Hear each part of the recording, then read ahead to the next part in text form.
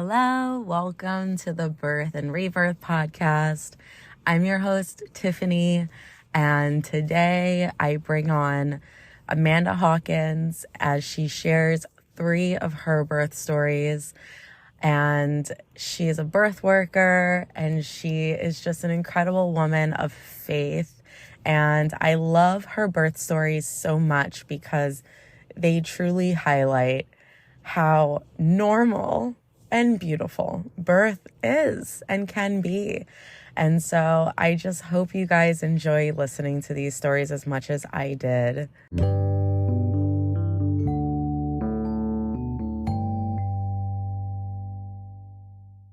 I'm bad at introductions, but I'm Amanda, as you've heard. I had a free birth for my last baby. And my first baby was born at the hospital, and my second baby, I kind of considered a free birth, but everyone has different definitions. But I did have a birth keeper there with me. So I guess I'll just kind of, I don't know, do you want to know about me? Yeah, how about you let us know what you do? Because you're a birth worker yourself, and so if you want to just kind of get into what you do and how you got into birth work, and then we can get into your first birth story. Okay, yeah. So I kind of felt called to birth work since I was trying to conceive my first baby with my husband. It was never really something that I would thought about at all until I was like, oh, we want to have a baby, so I want to learn everything there is I can about birth. And so it kind of just started there. And sorry, I'm getting messages. It's making my phone vibrate. So yeah, I just started learning everything I could, and I learned what a doula was, and I was like, oh, I want to be that. And I just knew what I wanted to do, as soon as I kind of heard what it was. And midwifery's kind of always been a pull for me as well. But obviously now I have 3 kids, so that's something that I want to do more in the future, because there's a lot of work to get there, to that point. But I consider myself a birth keeper, which is kind of, not everyone knows, I guess, but it's kind of like a doula, kind of like doula usually that focuses more towards free birth, or just empowering the family to kind of know how to do things themselves. And I remember when I was trying to learn everything about birth when I was pregnant with my first baby, I wanted to be my own doula, and that was what I always said to myself, I want to be able to know how to do all these things myself so I can be empowered. Yeah, and that's how I felt too. Exactly, yeah. And Freebirths stood out to me really from the beginning. But my husband was kind of a little bit more wary, and we had never done birth before, so well, anyway, as far as what I do, I didn't become a birth worker until later, but it was always kind of on my heart. So before I had my second baby, I got certified as a doula. And then I didn't even start serving in births until last year, which was after my second or third baby was born. So it's been a journey. Long time, yeah. But yeah, I've always been interested in birth, and ever since then. So but yeah, I love that. I'll kind of start with as I said, I was kind of drawn towards free birth with my first baby. And we were kind of deciding should we hire a midwife? Should we go to the hospital? I didn't have any insurance or anything when I was first pregnant. And so I was well, we need to figure out that. And there was no way we could have afforded a midwife. And so that's kind of another thing that I was just well, that I should do. free birth because like I really don't want to give birth in the hospital. I've never been in a hospital in my life or been to a doctor's appointment or anything, and I'm just gonna go and like have a baby in the hospital. And it was Oh, like wow, that's so so interesting. So you were yeah. really like kind of removed from that like world even prior to getting Yeah. pregnant and think, okay. So what, so Yeah, my yeah, family was continue. I just want remedy. to hear what led you to that. Yeah. So yeah, so we just kind of were doing a lot of discussing and a lot of praying, and I was telling my husband, like, I don't know, do you think we should have a free birth and like not have a midwife there? And I knew that he was kind of concerned about it, but he's like, well, you can do whatever you want to do. I'm gonna support you either way. But I could tell that he was like nervous about it, and like obviously the thing that he was talking about the most was like, what if you die, or like, Yeah. so, and it's a valid fear. And I think especially in the birth world, sometimes men get kind of pushed aside as like, well, you're not the one having the baby, and like and I felt that it was his right too, because it's his job to protect his wife and his family, so I gave a lot of consideration into what his concerns were. And yeah, we just decided we were going to go to the hospital. And at that time I was like not so much aware of the politics of um, midwives and stuff. And so I figured, okay, the hospital has hospital midwives, so it's going to be better. It's going to be more like natural. And so I had a lot of preparation, and I knew a lot about birth. I knew about the cascade of interventions and all these things, and I pretty much declined most things. Um, but anyway, so we started going to the hospital for like prenatal visits, and I didn't like that very much. It just felt like it was not enough like quality time, with the midwives and stuff. It was like, short 10-minute appointments, and you wait there for like an hour to talk to them for 10 minutes, and they don't really care, it seems like. um, and I felt pressured into doing some prenatal testing, like the glucose test, and I knew I didn't want to do it, but um, I ended up doing that. And so yeah, just a lot of stuff before the birth that I didn't like so much about the hospital experience. Um, but yeah, I can't really think of much anything else right now. But yeah, there were just like some like regular prenatal tests and stuff that I was And just so like, were I don't you really want to do seeing, that, but like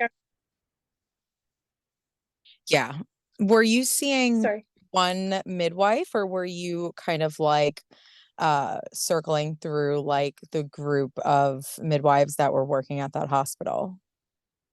Yeah, it was a group of midwives. I think there were maybe 6 there or something. Um, and I really only liked one of them. And I was like, I hope I get her at my birth. I hope I get her. And of course I didn't. um, Yeah, so it's such a I got the one that I gamble. liked the yeah. I ended up with the one that I liked the least, which Oh was no. fortunate. But yeah, and that's another thing I just disliked, was just that yeah, it wasn't very one-on-one. You didn't really get to build a relationship, and so Yeah. So I wish I would have how like far, go ahead.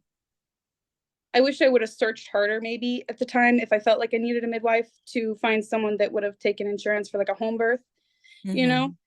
But I still don't know if that would have turned out any better. I I mean, was you I never was just gonna say that. Like I feel like that's the idea, right? It's like, oh well, at least if I'm at my house and it's in the comfort of my home, they're more hands off. But I yeah. have heard and witnessed and personally experienced home birth midwives being just as difficult to work with as like the hospital midwives and just as invasive as the hospital midwives. So yeah, but it's They always, have what was that? I think they have fear a lot of times, and they're just kind of, stuck to That is their what I protocol. think it is. Yeah, I Yeah. really do think that you hit the nail on the head with that. Like, I think that so many midwives, like, who want to be home birth midwives, they like probably have this idea that it's going to be one way, and then like not realizing that their fear really takes over. And I've seen that where it's like clear as day that they're making decisions based off fear. Um, so yeah. But anyways, um, so at what point did you go into labor? And I'm curious to know, because one challenge that I see women go through a lot who are, navigating through the medical system and birthing in hospitals is the due date. There's like always so much like stress around the due date and pressure. And I don't know, how long ago was this, by the way? This is in 2018. 18, okay.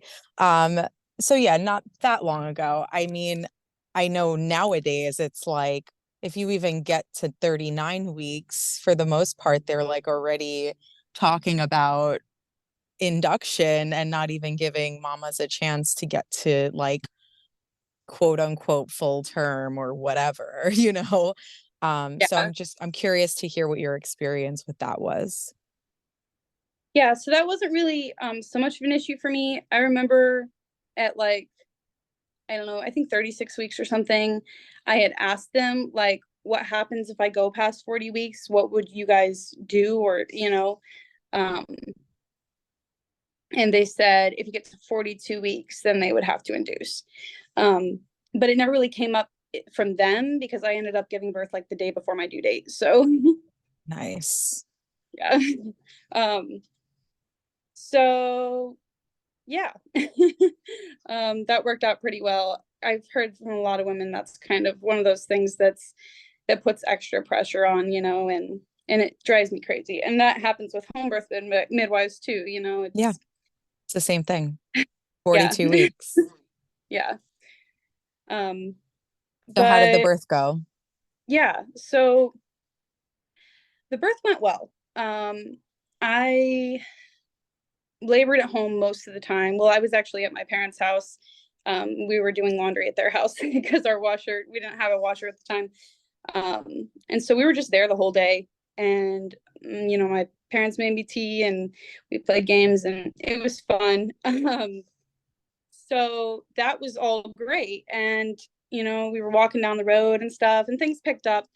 And I ended up calling the hospital when I felt like, it was getting a little bit farther along. And I'd done a lot of reading and stuff, and I knew what was going on. And like, you always hear everyone say, "Oh, it's your first baby, so you don't know," and that drives me batty. I can't stand it when people say I that because know.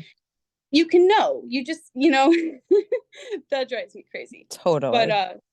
anyway, so I called the hospital and I was like, I think it's about time to come in. And I talked to one of the midwives and it was the one that was on call. So she's the one that I didn't like. And I was like, I really don't want to get a cervical check, which it was something that I had talked to them about in my prenatal visits. And one of the midwives had said, yeah, we don't do that. We don't have to do that if you don't want to do that. But this midwife was like, no, we have to check you. And I remember like crying on the phone because I was like, I don't want to do that. And I felt like pressured into it. And so we got to the hospital and um, yeah, they wanted to do the cervical check first thing. And I knew that I could decline it, but I didn't. And just because you feel like pressured when you go there, Exactly. and a vulnerable state, tell you to get in the hospital gowns and, That's the key. It's that you're in such a vulnerable state. And that's like the key factor there. It's that, yeah, okay, you can advocate for yourself. Yes, you can say no. But who wants to have to do all of that when they're literally about to give birth? Like yeah. it, And I mean, it's so much harder to say no. yeah, exactly. And like anyone with half a brain cell or like eyes to see could see that I was like far enough in labor, like Yeah. um anyway, I was 7.5 centimeters when I got to the hospital, which was at like it was around 7 o'clock at night. And yeah, so put into the room, and I got over that. I was like irritated by it, and I didn't want it, but like I was like, okay, oh well, we'll get past that. Um, we got into the room and it was kind of quiet for a while. The midwife wasn't there yet. She had like a 40-minute drive from her home, which is why she wanted me to get the check to make sure that she didn't have to drive, all the way there if I Of course. ridiculous. Um, but anyway, so they just took my BP, blood pressure, and all that stuff, all the vitals. And yeah, I just kind of like labored in there, and I ended up getting in the birth tub. And shortly after that, the midwife came, and things were progressing like pretty fast. And I could tell. And my husband was right next to me, and he had like a little cotton ball, like essential oils on it, so that was really relaxing. Aw. So there was it. The labor itself was great, and like I was able to be left alone for the most part. The midwife kept wanting to like check me during like labor, and I was like, stop. I kept telling her no, and she kept wanting to touch down there, and I'm like, stop. It hurts. I had to like snap at her, and then she finally stopped. It was like 3 times at least. I don't know what the obsession is with that. It's control. It's wanting to just like, no, okay, well, how much more time do I have until I have to be here to catch your baby? Like, it's Yeah, ridiculous. just like, oh, come on. Anyway, but everything else went really well. I ended up getting the midwife suggested that I get out of the tub, and I don't know if it's because she was nervous or because what, but I was actually uncomfortable because the tub was kind of small, and I kept getting like sciatic pain. So I was like, all right, that's fine, get out. So I got out of the tub, and went over to the bed, and I just did hands and knees and pushed the baby out like with like fetal ejection reflex, and yeah, it wasn't, I mean, there was a lot of loud noises, which I didn't expect. I'd watched a lot of like quiet birth videos, like, the hypnobirthing, water birth videos Yeah. and stuff.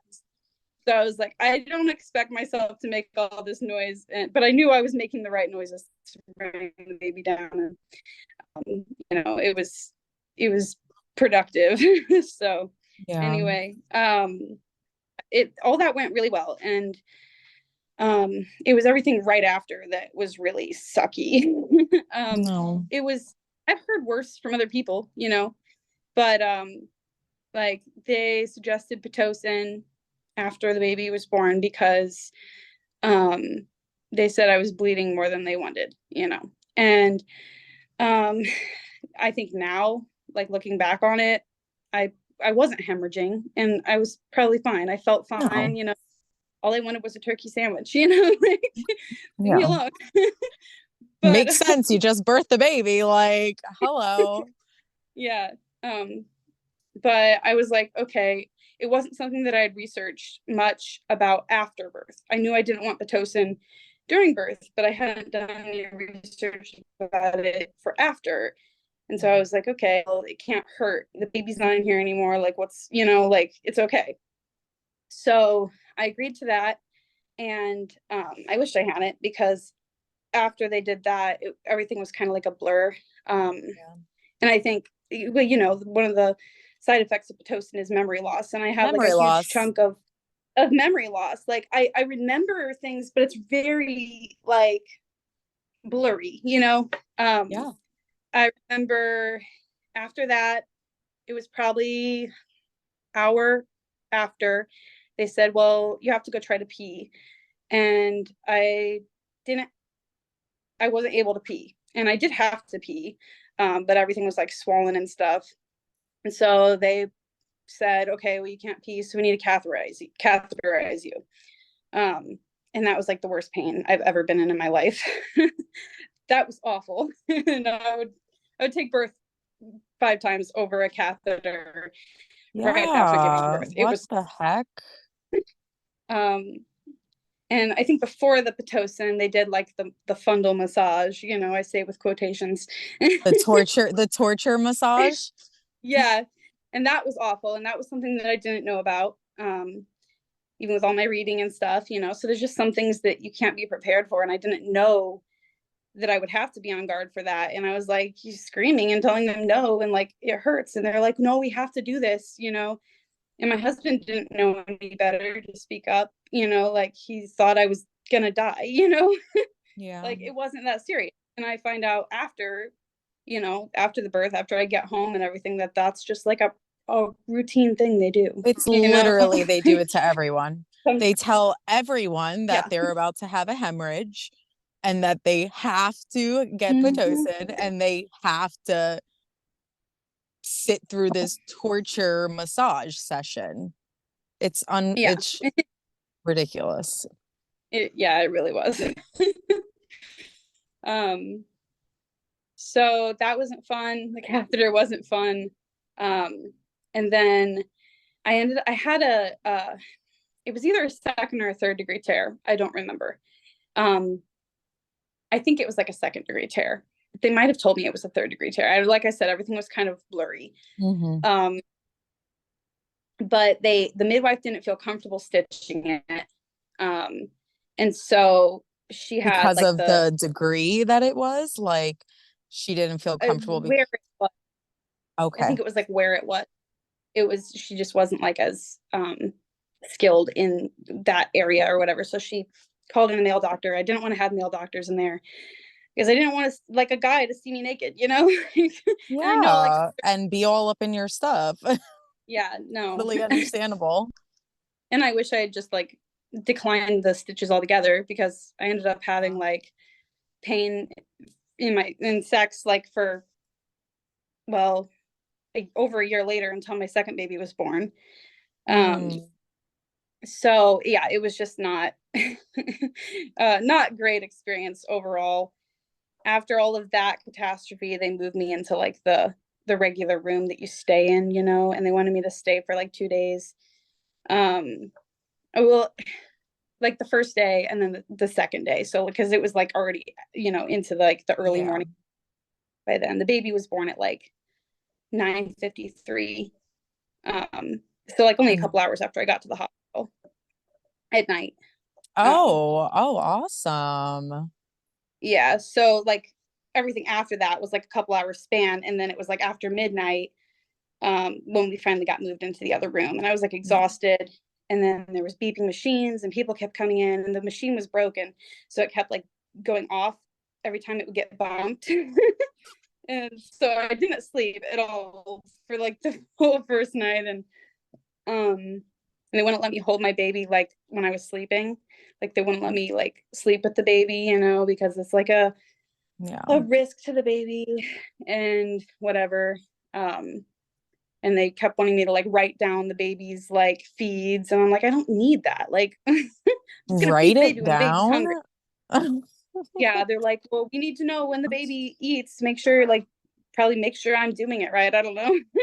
um, Wow. it was Make sure ridiculous. you're not starving your baby. Like, what? Yeah. And then we had a doctor come in, try to like convince us to circumcise him, which we weren't doing. Um, and like he was kind of rude about it. And it's just like the whole experience Wow. after the birth was just not fun. Well, Um, and also so to yeah. just say that, you know, because you had such a, and I'm gonna use the word. I'm not saying that it was easy by any means, but you had a smooth like labor. It sounds like you Oh yeah. labored at home for most of it, and then you came when you went to the hospital and you were already like way more than halfway there. So I really think that all of those things kind of factor into the type of experience you had, that you were probably one of the lucky ones who didn't have to undergo the nonstop, nagging to do this and that. I mean, they Yeah. bothered you about the cervical exams, but like, nothing is worse than having someone like watching their clock and being like, well, you've been this centimeters for this amount of time. And, we want to do X, Y, and Z now. You had Yeah. a pretty smooth, labor, which Yes. is awesome. It sounded pretty quick too. Like, Yeah. which is I think a it was like blessing. the first the first contraction to to when the baby was born, it was like 24 hours. But That's it wasn't awesome. like really active labor until, the last 6 hours or something, I don't know. Um, but I don't know. I don't really keep track of that because it's like the whole thing is the birth experience. Yeah. Um, but yeah, I really knew that I didn't want to go into the hospital until like last minute, until like I absolutely had to, because of all my reading. I was like, no, I don't want my birth sabotaged. And then Yeah. it's like, well, it kind of was, at least the immediate postpartum was. Um, but yeah, I would consider myself one of the lucky ones. I didn't end up with, like a C-section or something like that from like, just malpractice, Yeah. basically.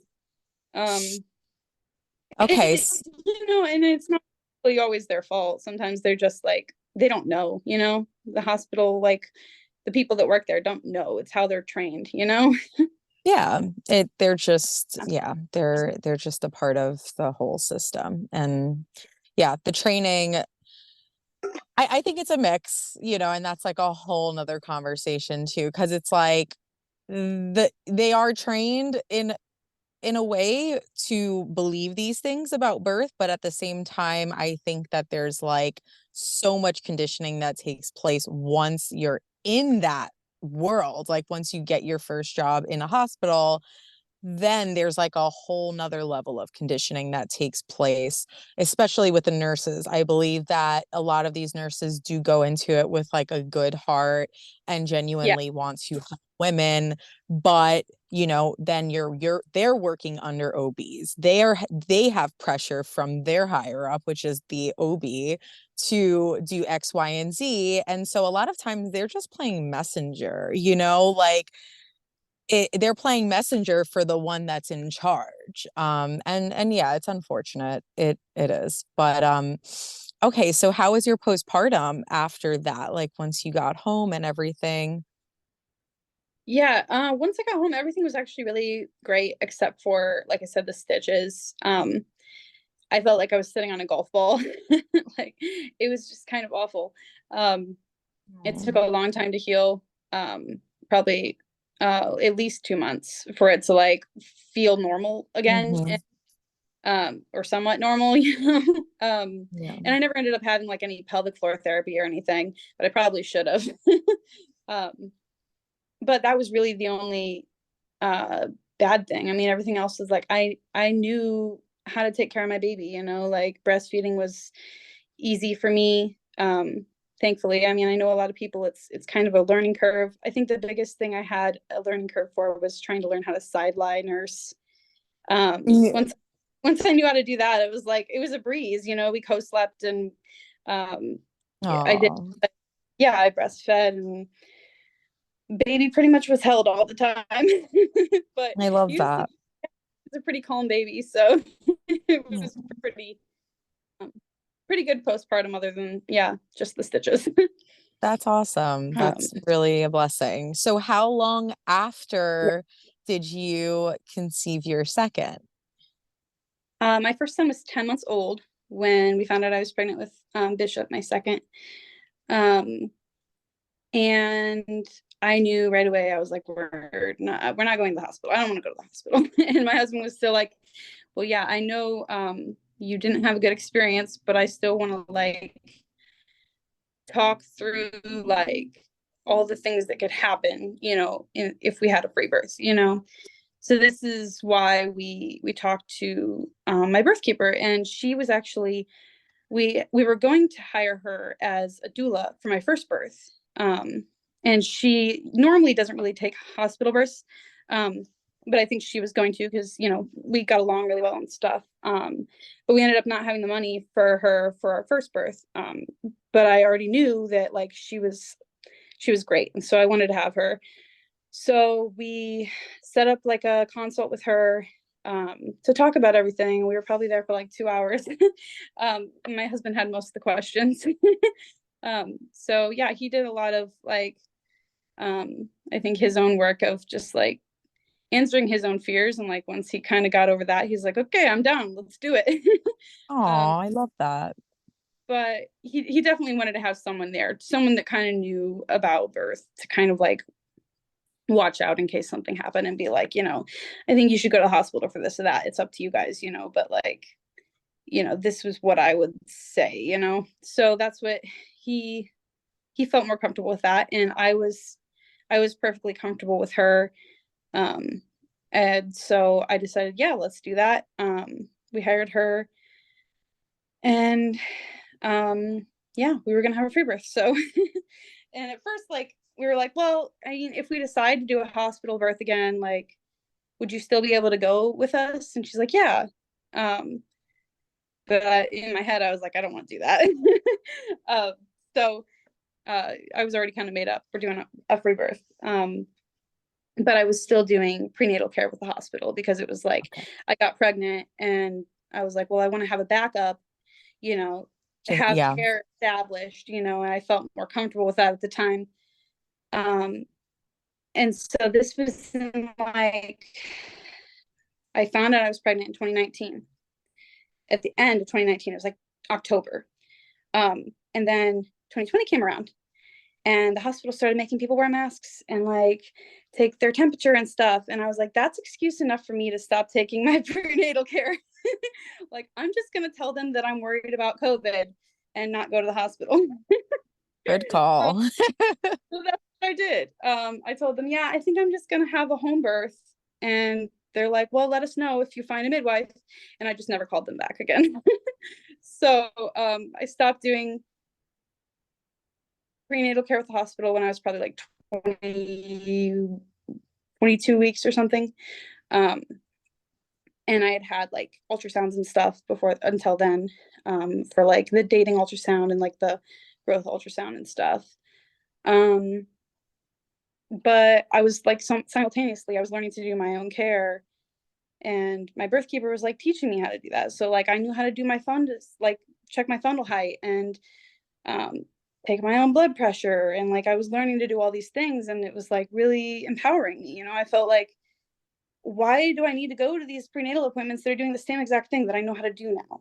Like, if I feel like there's something wrong, like, then I could go to the hospital, but like I don't need to, it just didn't make sense. So and I had actually kind of like, when I was talking about possibly leaving the prenatal care at the hospital, I had talked with one of the midwives on the phone to reschedule my appointment. And I kind of let it slip that I was like doing my like checking my fundus and everything. And she's like, well, we can't even do that as midwives. Like, it's not accurate to check it yourself. And I was like, What? what? I've been like checking it myself, and it's been in alignment with everything you guys have been telling me. Like, so I was like, okay, please just let this conversation be over. And I like cried after the conversation, because I'm like, they don't listen to me. And it was like calling my birth keeper, like just upset. um Because it's I like knew. dehumanizing. It's like, wait, Yeah, what? I'm not allowed to measure my own body? Like, what? yeah, Like, only a certain person with a certain title is allowed to do these things to my body? yeah, it's ridiculous. um but yeah, I was pretty happy. I felt like a weight lifted off my shoulders when I canceled all my appointments and stopped going. Um, but yeah, so it went pretty smooth after that, the pregnancy and everything. I just kept doing my own care, and like um, learning like what things could mean if something was off or whatever, and learning about like possible emergencies, um, so I could know what to look out for.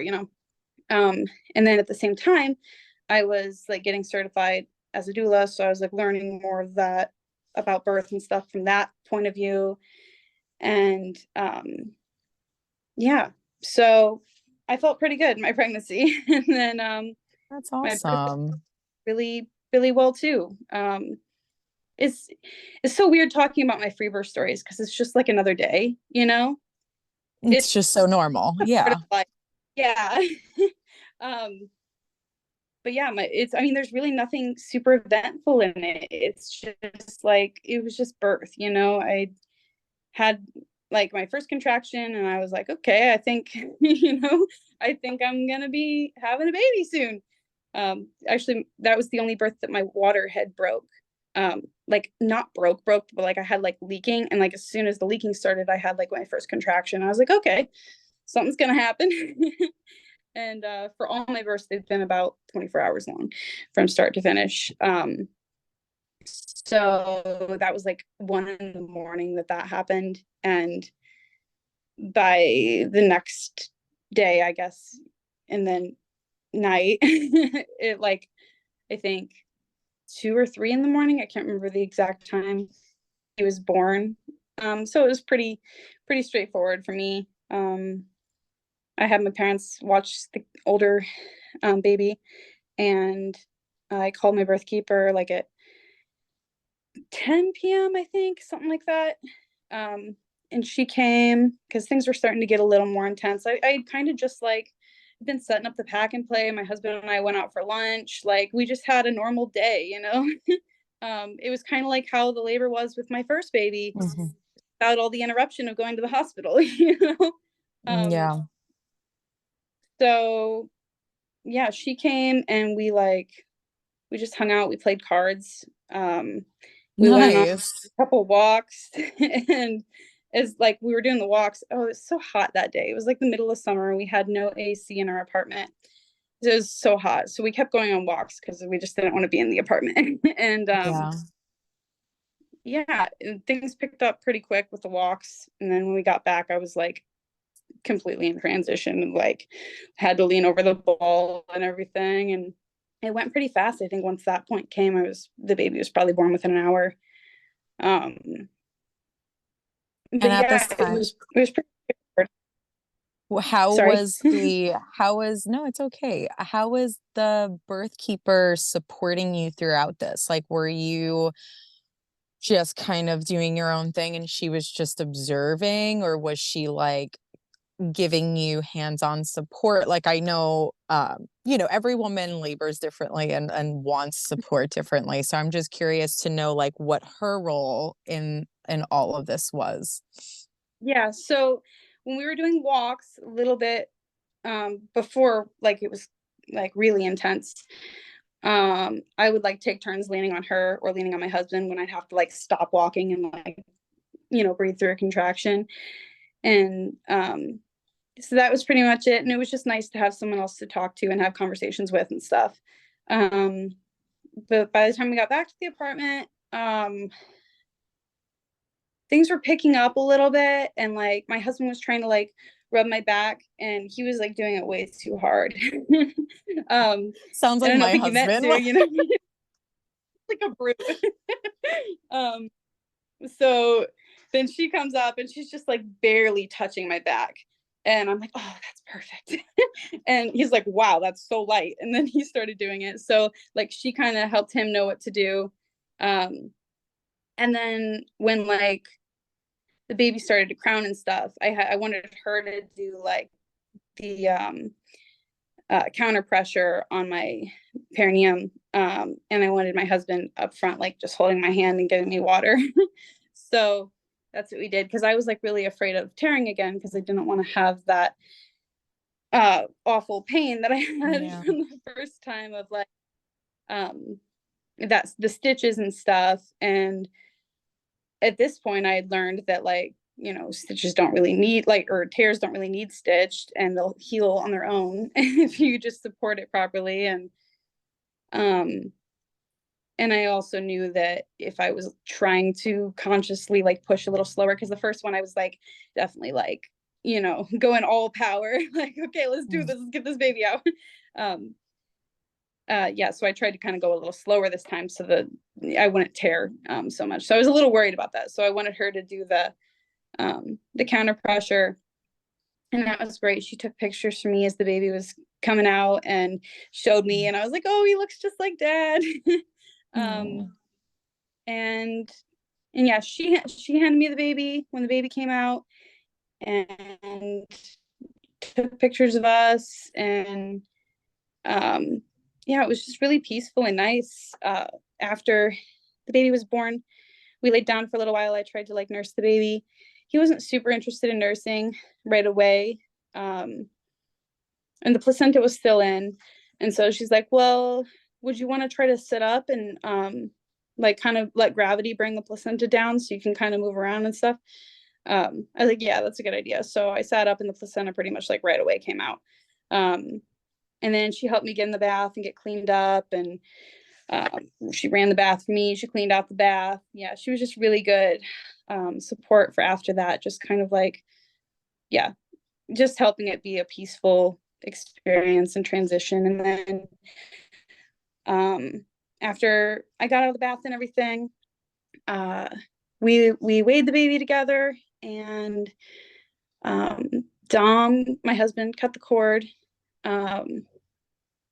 And yeah, it was just like kind of being there with a friend, you know. I really enjoyed her company, and she was never like, she never did something I didn't want her to, you know. Um, she was very like non-invasive. She was a good presence there. Yeah. Um, Question. So now I'm curious to know if any of this postpartum hemorrhage talk creeped in, like in this birth, as far as just like fears and stuff, because, you know, you had been pressured to take Pitocin with your first birth, and it was like all of this concern of like postpartum hemorrhage and bleeding too much. So did that come up for you at all this time around? Like, were you worried that you were bleeding too much or anything like that? no, actually, I'm kind of surprised because that was something that I was worried about with my first, like, because they made it seem like it was such a big deal, and I kept asking the Mm-hmm. nurse, "Can you check my pad and make sure I'm not bleeding too much?" And like, you know, so I'm Yeah. surprised I didn't come up with this one. Um, the thing that I was most worried about was that I wouldn't be able to pee again. um, so I because I hadn't really done a lot of research into like why that would be a bad thing, you know. And I'm one of those people that when I like learn about something myself and I do the research, it makes me more comfortable about it, you know, like Mm-hmm. I'm less afraid when I know. Yeah. um, so I asked the birth keeper if she would like just stay until I could pee, just to make sure that I could pee. And I did the first time I tried. So like that immediately took away some fears there. Um, but yeah, the hemorrhage never really came up as a fear. And I think it's because I'd kind of like done a little research about that too, you know, and so I was like, oh, I definitely did not hemorrhage with my first, and they Yeah. just made this out to be real than it was, you know. Yeah. So I was kind of over that, and I was like, that's not a thing. Like it's not a thing that I had, you know, and it's not a thing that's super common, honestly. Like true Yeah. hemorrhage. Like true postpartum hemorrhage is not as Yeah. common as this, you know, is thrown around left and right. And it's making so And many a lot of times, women fearful of it yeah. unnecessarily. And a lot of times it can be handled at home, you know, so Mm-hmm. With herbs and some, yeah, I agree.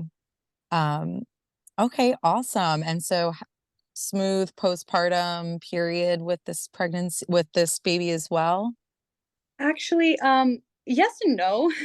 Like the day after, it was like 1 or 2 days after the baby was born, I came down with a terrible flu. And I Oh. thought infection or something because I had a fever, and I was like, okay, I just gave birth and now I have a fever. Like, do I have like an infection? Is there Mm, like retained placenta? And like me and my birth keeper had went over the placenta and it was like intact and everything, you know? And so I didn't think that was the issue, but I was like, it could be something, you know? But yeah. yeah, it was just a flu. But I felt Nice. awful just because I was recovering birth, and Yeah, yeah, the timing of it I is couldn't do just, anything. I'm sure you It was really had to terrible. like, yeah, like lean on God at that point, you know? Oh That's, yeah. yeah, I could see how that could easily play into the whole mind game. Yeah. For sure. So I ended up Well, having good like for a virtual. you. Oh, thank you. I had like a virtual doctor's appointment with my doctor, who was actually just like a nurse practitioner, but she's who I had assigned or whatever, because she was in my insurance network. And she said, I think it's just a flu. And I was like, yeah, I think it kind of is too. Um, but yeah, that was just a little scary. And then we moved. We moved like a month after baby was born, and maybe it wasn't even a month. It was like 2.5 weeks after baby was born. Wow. So he was May 25th, 2020, and then we moved on June 17th. So that was kind of rough. And shortly after that, I started having like pain and stuff. That whole year, I ended up having like gallstones and ended up with like pancreatitis, and it was really awful. So Oh a no. lot Did of you end up his getting your gallbladder removed? I did, yeah. And I wished I hadn't, but it's like a whole other story. Same. I um literally went through the same thing with my daughter and I totally wouldn't have gotten it removed either, but I actually ended up getting jaundice because I was like trying to like I did. fast and like do, all the things, but I wasn't being That's like well supported through it. Um, anyways, that's the exact yeah, experience so I had, everything. oh no, that's a bummer. Yeah, it happened when I was 3 weeks postpartum, so that was also like super Ugh, unexpected. Um, yeah, yeah. But that's it terrible. is, one thing that I am learning, especially as I work with more women, is that this is really common that our livers get like overworked in pregnancy. And I'm sure it is very linked to how toxic the world is. And, it's definitely not a coincidence. I think that our bodies in general are struggling to, process everything. Um, but yeah, I think that like in my next pregnancies, God willing, if I have them, I'm gonna really be mindful of like liver health. So so how long after second baby did you guys get pregnant again?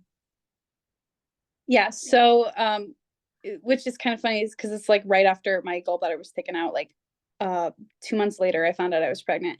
I think my second baby was like 6 months old. Let's see. Wow. May, June, July, August, September, October, November. 7 months old. When I found out I was pregnant. So I was probably when I conceived, I was probably about 6 months. He was probably about 6 months.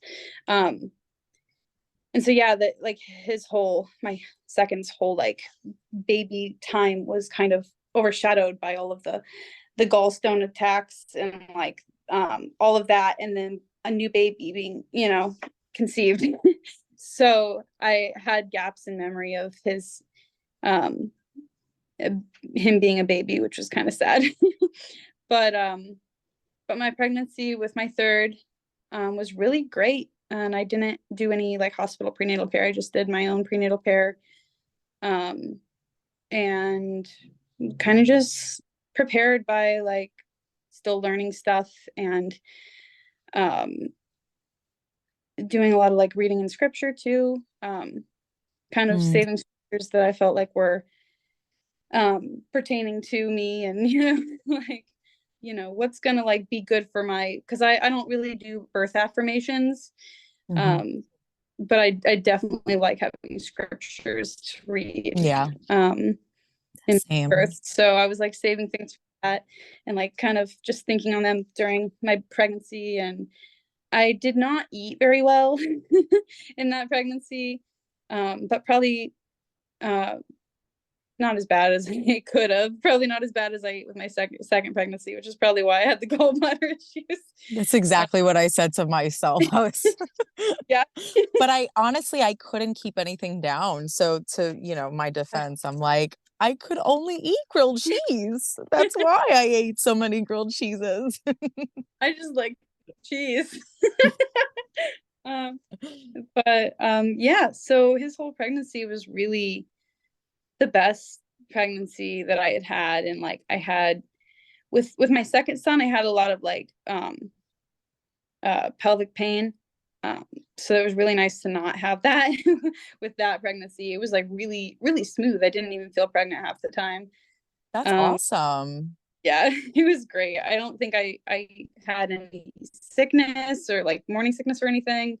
It was a great pregnancy, and the birth was just as great. um, I didn't have my birth keeper with this one. It was just my husband and I. He felt really a lot more prepared because he's like, wow, last birth went like really well. And so I think that just automatically took away his fears. I think there's something about it, like when you experience like a physiological birth in the way that it should go, like you just, the conditioning is kind of broken in your head of like, oh, birth is like this emergency Exactly. thing, like you Yep. have to get to that point first. And so I'm really glad that we had the birth keeper there for the second one, because that was what paved the way for like that freedom of like, okay, I don't need someone there. um so that was for me and my husband both. I was like, yeah, we definitely don't need someone. Like, we can do this, we got this. And worst case scenario, like, we live 5 minutes from the hospital if there was some true emergency. So like that was never really something that I expected to happen, but like I think that kind of gave him comfort too.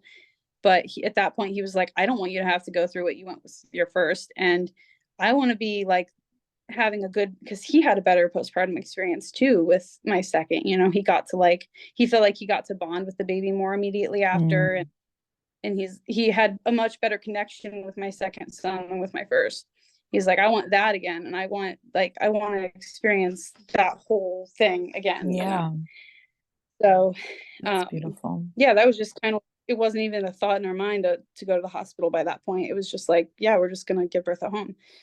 um so yeah, it was kind of sucky that it had to go through like that much, um conditioning and deconditioning to get there, but It's a um process, yeah. Well, at least you got there though, that's yeah, huge. for sure. um and now my husband's like the biggest birth advocate. He's just like, yeah, you should just have a free birth, and he's like trying to tell other people to do I it, and love that. great. I love to see the dad's transformations, because it's true that society just conditions us to be fearful of this. So I do, like sympathize for the dads when they're, processing the fear and everything. And Yeah. um but when I see that transition happen, it's so awesome. And they tend to be, like you said, the biggest birth advocates. They're like, yeah, free birth. Yeah, exactly. Because it's empowering for the men too. It It is. really is. And I think this, my last birth experience was my third, was even more so for him. Like, he got to catch the baby. He's still like is super proud that he's the first person that got to hold the baby. Um, and he's like, my third is still like the biggest daddy's boy ever, like more than my other boys ever have been. And he's like, yep, that's because I was the first person he ever seen and held him. Yeah, So it's true. I believe that. I do. I believe that that makes a difference. yeah.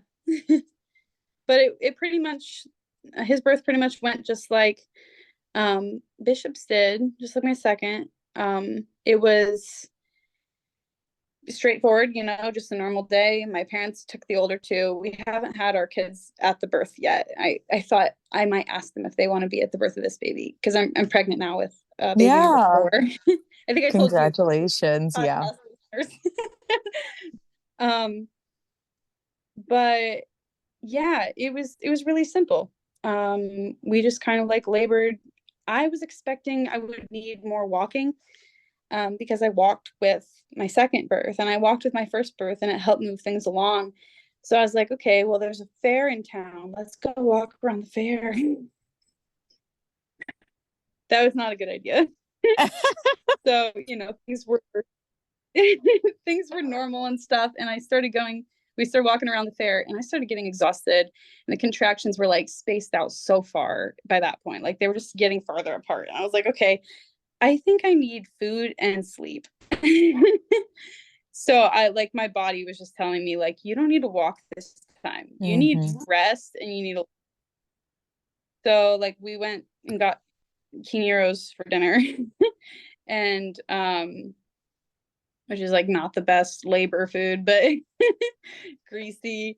It was so good though.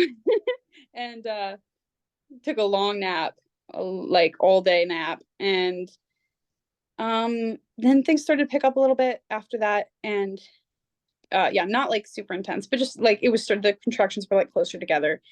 So I was like, okay, I'm doing the right thing. I just needed rest. So let's just have an easy day at home, you know?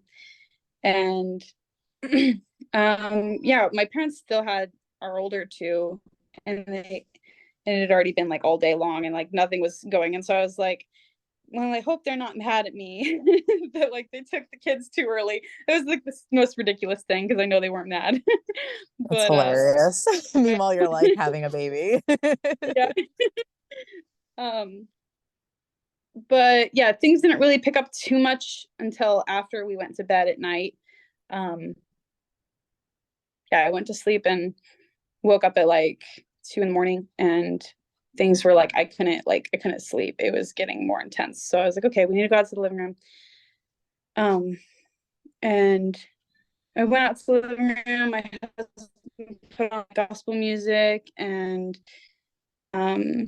yeah, just kind of like started laboring. And this was like it was the most intense of my births. It was really like I felt like I was drowning. Like it was like even like I could breathe, but I felt like I couldn't breathe sometimes, you know. I had to like really like focus to kind of stay above like the waves, it felt like, you know. Yeah. And so I was like drinking a lot of water, and I would try to lay down, and it wasn't comfortable during a contraction to lay down on my side. But like I had like my kids have these like blow up horses for bouncing on. I didn't have a peanut ball, so I was like, I'm gonna put that between my legs, laying on my side, and that was the only thing that was comfortable.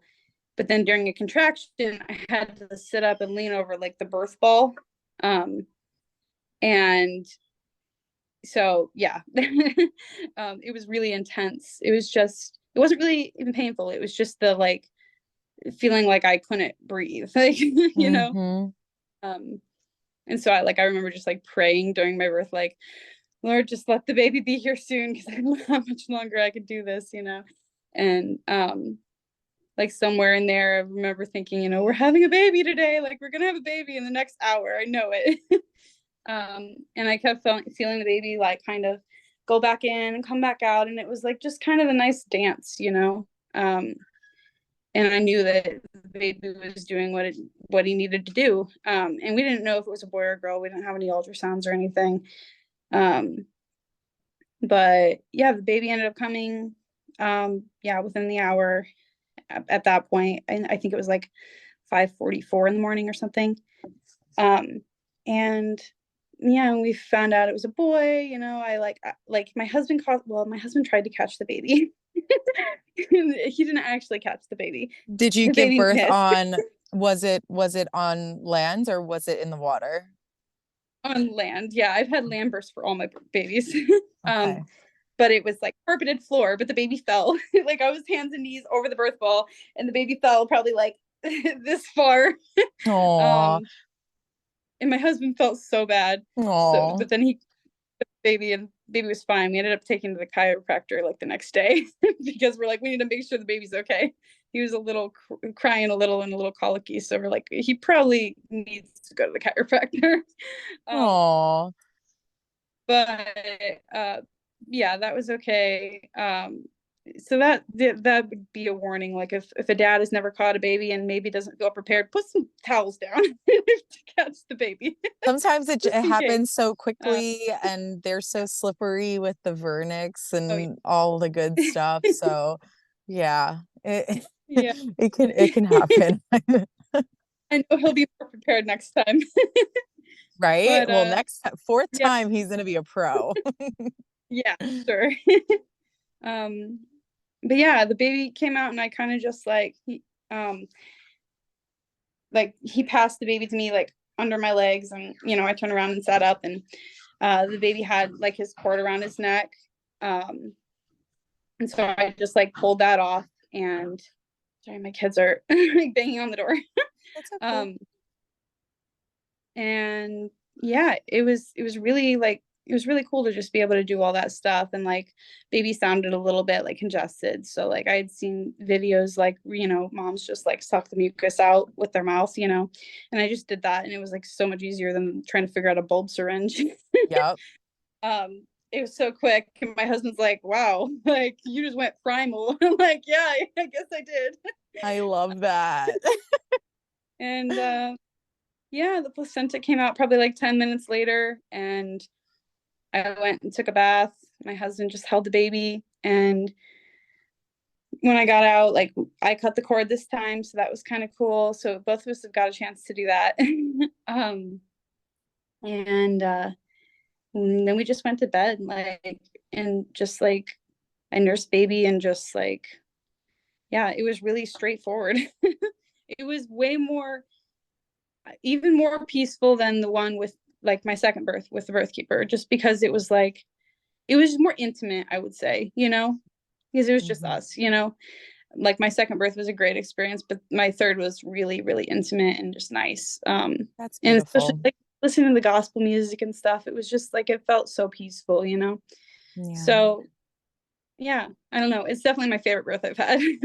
I love that. No, I love to hear that because it's like just so normal. It's just birth is so normal. Yeah, And yeah, and sometimes even just boring and just really like it is that it's life. yeah, And I love that. I love that so much about your stories of, your free birth experiences. Just like it's just another day.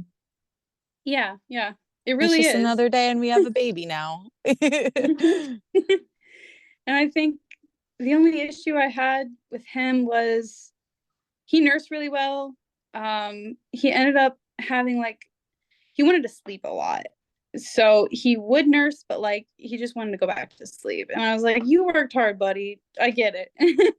um, but he ended up having like urate crystals in his diaper. And I was like, oh, this is something like I didn't know what it was. I was like, oh, does he have blood in his diaper? Like, what is this? So I had to like look it up, and um I found out it's urate crystals, and it's just like, when they get a little dehydrated. I was like, Mhm. okay, so you need to feed him more milk. It's fine. Yeah. And he's still like pee diapers, so he's not like overly dehydrated. Everything's okay. Um, and yeah, and we took him to the chiropractor the next day, and he did have like a little bit of an unalignment. So, I attributed that to the birth and the falling. Mhm. um, but yeah, it was really nice. And then, after we came back from the chiropractor, went home, had a turkey sandwich because like that's my favorite after birth food. I don't know why. And bone broth. I just like sipped on bone broth and read a book and like Yum. baby, and it was just like that was the whole first 3 days of his life. It was great. And then my parents brought back the older kids, and they got to meet the new baby. And yeah, it just kind of it's just part of life. Yeah, that's so beautiful. Yeah. Thank you for sharing. And I'm so excited for you to have another one. I me too. What's the month that you guys are like kind of expecting baby's arrival? End of May. Same as my Okay. second baby. So they're gonna have a close Awesome. birthday.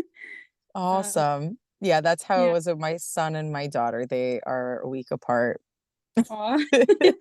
Hopefully that Um, doesn't like cause jealousy. I was worried about that, but you know what? It works out. And they're Good. like they're like the best of friends, even though they're 10 years apart. Nice. Yeah, all of the fears that I had about that just were for nothing. Yeah. Um, That's comforting. but yeah. So why don't you tell everyone where they can find you and how they can connect with you on Instagram and all of that stuff? Yeah, so I'm on Instagram as Amanda Hawkins Birth Keeper. And I think that's my name on Facebook too. I am not as active on Facebook as Instagram. But that's pretty much it. And then I have a website, but the like URL is too long to say because it's not paid for yet. So just like go to my link in my Instagram, and you'll find my website. And what Um, are you offering right now? Are you offering any kind of service or well, birth since I'm support? since I'm pregnant right now, I'm not really offering anything after May. Just probably be hanging out with baby, but I will offer birth support before then if someone has a need and I feel led to. And I'm thinking of offering some childbirth education classes this year, early this year. So I've been Awesome. kind of working on that a little bit, but that will be Yay. in person, not online. So I'm in Indiana. So if anyone listening is in Northern Indiana, then I'm your girl. Awesome. Yes. Sounds good. That's so exciting. I'm so happy for you and your family. And again, thank you so much for sharing your stories with us. Thank you for having me on. It's been an honor.